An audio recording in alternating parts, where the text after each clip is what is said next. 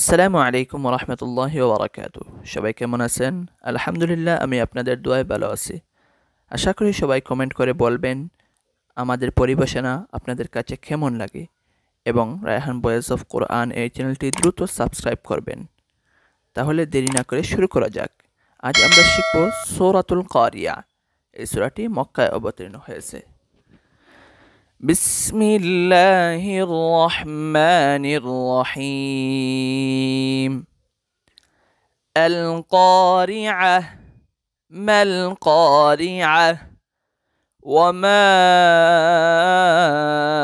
أدراك ما القارعة يوم يكون الناس كالفراش المبثوث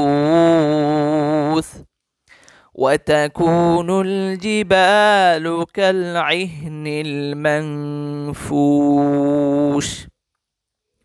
فأما من ثقلت موازينه فهو في عيشة راضية وأما من خفت موازينه فأمه هاوية وما